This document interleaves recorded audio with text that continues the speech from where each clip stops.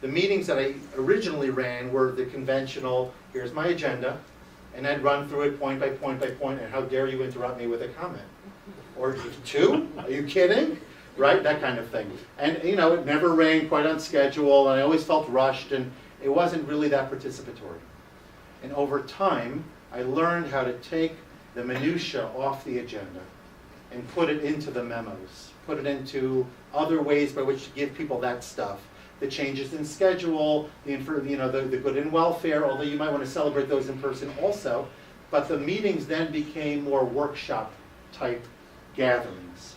And so we had an issue, and we would use the meeting to grapple with the issue.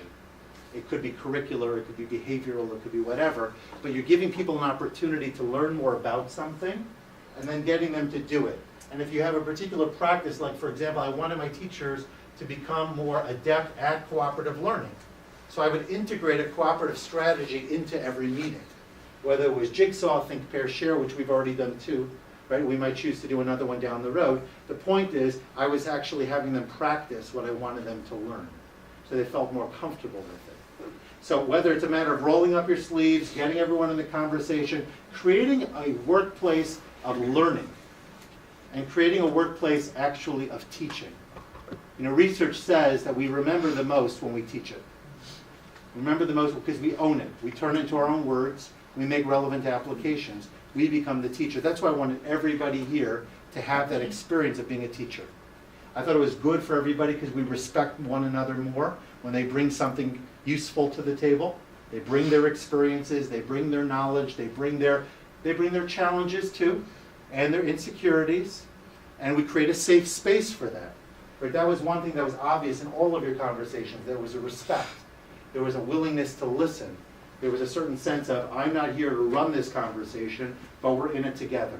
So even when you go back to your work environment and you are the leader in that context, if you could bring that, let's call it humility, let's call it collaborative nature, that idea that everybody has something to bring. Granted, you have to provide ultimately that vision, but bringing people into the process will make that more their own. And the more that somebody feels connected to something, the more likely they will be loyal to it.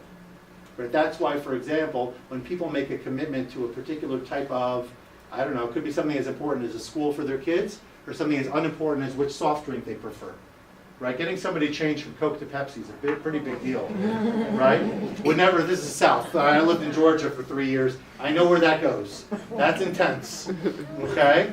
So I don't know the universities locally, the teams, whatever it might be. But to make a change in something that we've invested in, especially emotionally, and getting people to sort of shift and move their loyalty, all of that is tough.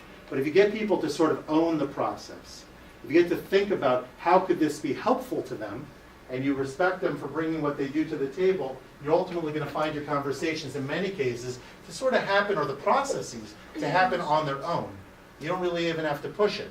I remember once we were integrating a positive behavior program in our school. This is a program that was values. There's a beautiful program. It's called PBIS, Positive Behaviors, Instruments, and Supports. And so I had one teacher who didn't think we really needed it. He was a northerner, sort of a rough and tumble kind of guy, not in a bad way, but he didn't think that the behavior of the kids was so bad. But we had a number of other teachers who felt differently. And ultimately, they were the majority. And I was trying to ride the coattail, so to speak, or the winds of change in a positive way. So we were moving forward with it. And at one faculty meeting, he gets up and he starts his little, thing in opposition. And another teacher who almost never spoke up turned to him and said, "We've already had this conversation. We've discussed it. We've agreed to it. Let's move on." And I didn't need to step in. And I felt like, wow, we're making progress here. And I didn't even have to use any of my equity to make that happen.